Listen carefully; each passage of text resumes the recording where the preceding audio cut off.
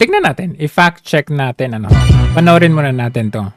Nako po, napakalaking balita. Kung nagtataka kayo kung bakit biglang nawalan tayo ng 128 toneladang ginto sa ating national reserves, ito po sigurong eksplanasyon. Bumuo po ng isang special investigation team ang Hong Kong Anti-Money Laundering Office para imbestigahan ang di umano ay money laundering activities ng mga Marcos. Opo, ang pamilya ng Junior na ayaw hair follicle test dahil maraming nagdududa na siya ay bangag.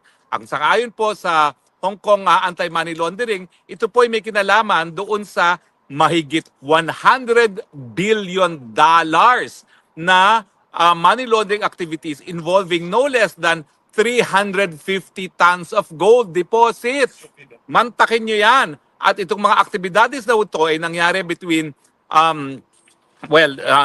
yung mga panahon na talunan ang Marcos Jr. Pero I'm sure pinakikinabangan hanggang ngayon dahil nga hindi natin naintindihan kung ano nangyari dun sa 128 billion na biglang nawala sa Central Bank Reserves. Now, nagkaroon pala ng isang Taiwanese na whistleblower at ito po ay headline sa Taiwan. Mantakin nyo yan. Bida na naman ang Marcos family dahil headline po sa Taiwan nung nasimulan ang money laundering investigation laban kay Marcos Jr. Ngayon, maiiwasan ba niyang investigasyon dahil siya ay isang pinuno ng bayan? Hindi po, kasi maski sa Pilipinas, meron siyang immunity sa prosecution pero hindi po yan immunity sa investigasyon.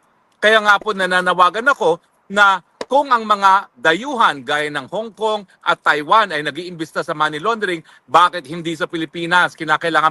Okay. To be fair naman, no, i-fact check natin yan, itong ibinalita ni Attorney Harry Roque. Hindi naman siya fake news, pero hindi siya malaking balita ngayon sa Hong Kong at saka sa Taiwan. Kasi ito po ay it has been long time na po na balita. As we can see, kasi totoo naman talaga na mayroong ganitong nangyari. Pattern na ito ng Marcos family to get back yung mga nakaw na yaman nila. No, lalong-lalo na ngayon na presidente si Marcos Jr. Ngayon tignan natin yung sinasabi ni Attorney Harry Roque sa other source. Family reported for money laundering in Hong Kong. Taiwanese businessman Mr. Pern submitted evidence to the Anti-Money Laundering Department of the Hong. So as you can see, nakikita natin ang date po niyan ay 2009. Hindi po fake news yan. 2009 at nakita nyo naman yung pirma ni Imelda Marcos. Nandyan po sa baba. So sige, continue natin. Hong Kong Monetary Authority in Hong Kong on the 14th of this month, reporting that the Marcos family of the Philippines was engaged in money laundering activities in Hong Kong in the name of bulk gold transactions. Kita nyo? Napakaklaro. May document tayo na andyan. Even the pirma, hindi po peke yan. Kitang-kitang lehitimo yung pirma dyan.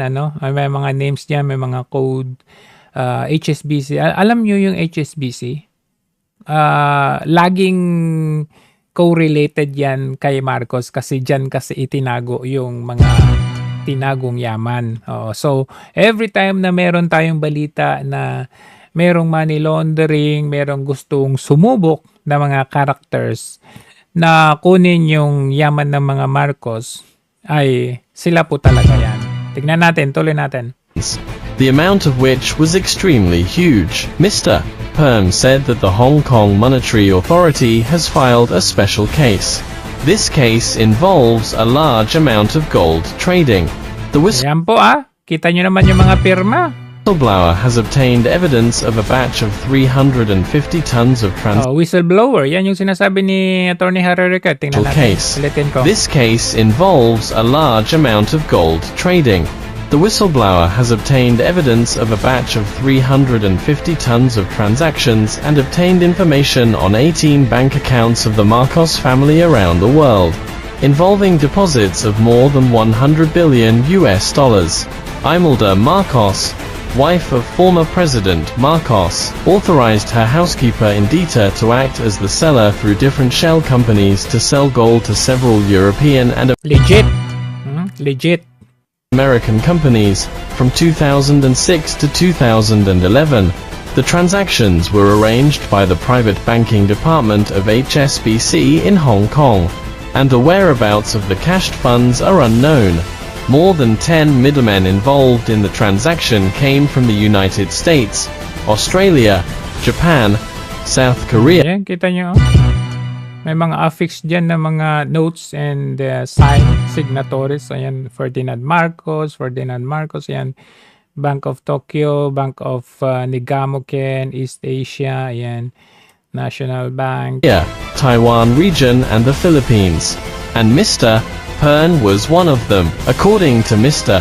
Pern, the Marcos family has held a huge amount of gold since the 1990s, far May seal pa, oh. exceeding the normal commercial or personal holding scale, and has failed to provide proof of legal origin. The source of the gold is questionable, and there is sufficient reason to suspect that it is ill-gotten gains.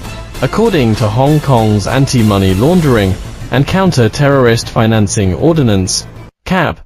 615, anyone handling large amounts of property must perform due. Oh, may conversation pa.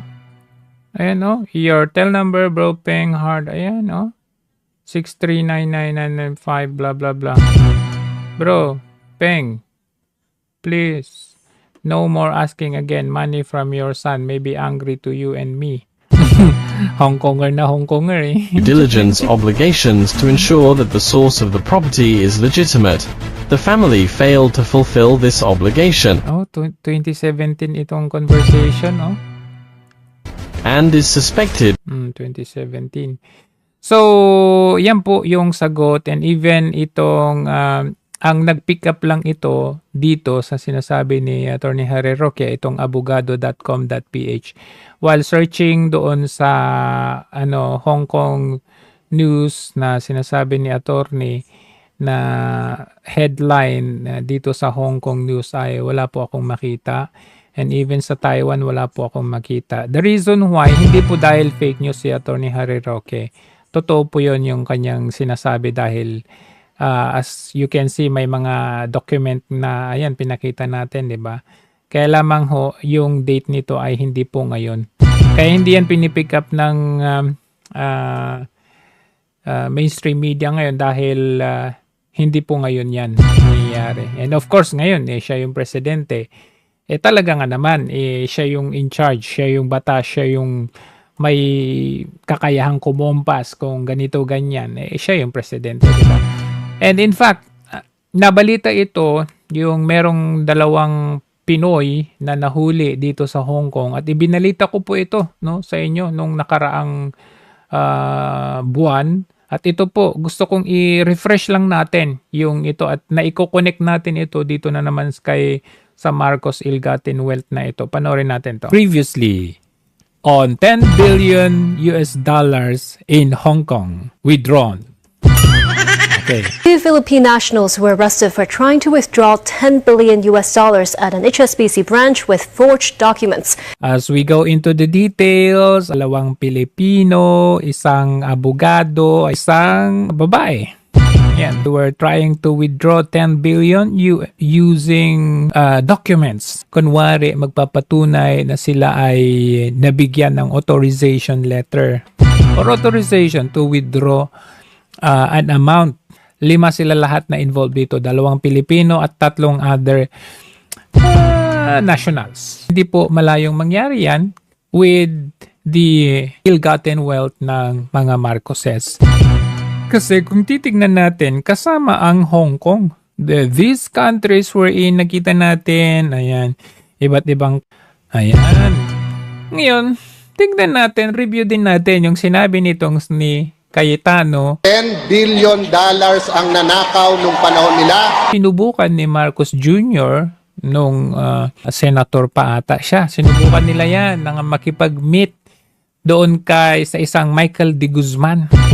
Para pumaba. Nakipagkita kay Michael de Guzman na isang bankero noong 1986 para pumabawi ang ilang Swiss accounts ng inyong pamilya. Hindi ko alam kung bakit siya nandun. Yes or Pero no? Yes or no? Hindi kami, Yes or no po? nandun siya, pero hindi tungkol dyan. Tingnan mo yung nandun siya, pero alam mo yun, guilty. Hindi yan ang pinag-usapan. Hindi yan ang pinag-usapan. Akala ko So, maybe no. nagkita kayo na, ang tanong, ba't kayo magkita ng bankero? Yeah, the answer to your question would be no. Nakipagkita kayo kay Michael De Guzman, your answer is no.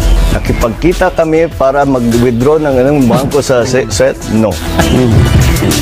Ano yung dahilan ng pagkikita ninyo since Hindi ko you're... alam, hindi ako kasama sa gusto.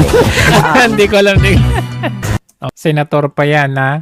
How much more ngayong presidente? Kaya nga sabi ko sa inyo, yung pagbisibisita niya or pagpunta-punta sa mga iba't ibang bahagi ng mundo nung kauupo niya, alam nyo na.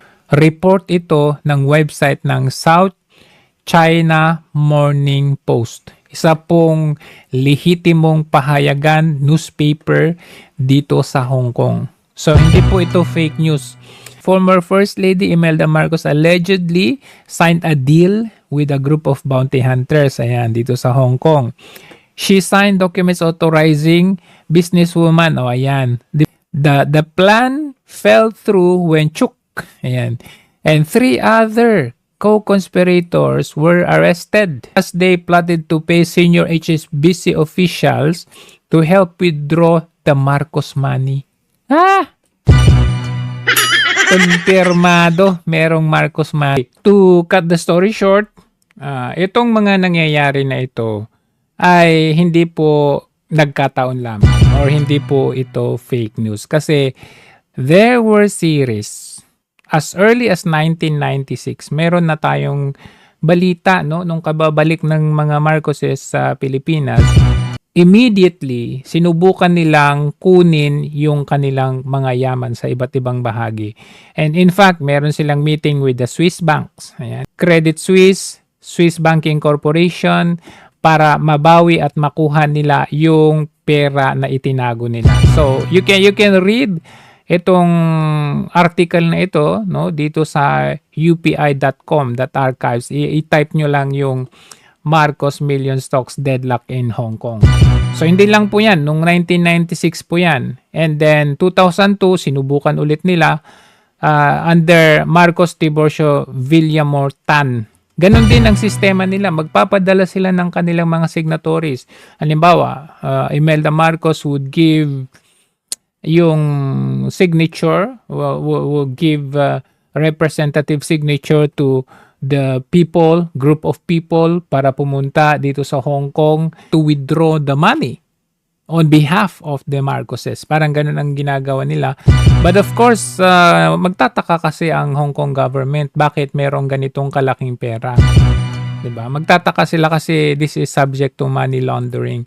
That is the reason why may mga nahuhuli tayo. Ayan po. Dito, nahuli nga itong si Marcos Tiburcio Villamor na ito. At ito po kasalukuyang nakakulong dito sa Hong Kong. Conviction, 4 years. 4 years na pagkakakulong.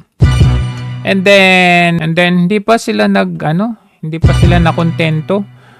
Ito naman, Marcos Billion Smith revived in fake US $5 billion the bank draft case. Ito naman ay 2018. So, if you read this from The Sun Hong Kong, ganun din ang balita dito. Yan, Marcos Billion Twistas.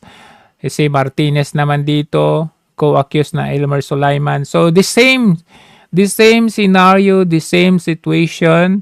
Iba-ibang tao nga lang ang pinapadala nila. HSBC pa rin ang involved dyan. Ganyan. That was 2018. Tapos, ito na yung 2025, yung pinakita natin a while ago. Ayan, may 2 Pinoy, 10 billion naman. Ganun din ang nangyari. 5 taong involved ang pumasok sa HSBC at nahuli yung 2 doon at iniimbestigahan. We don't know what is the update now, but the 2 were arrested on Feb 10. Ganun po. So, to cut the story short, yung sinasabi ni Attorney Harry Roque ay hindi po yun fake news. Hindi po yun fake news. Kaya lamang hindi po yun ngayon. And we know very well that the president is the president now. Kayang-kaya niyang lusutan ang mga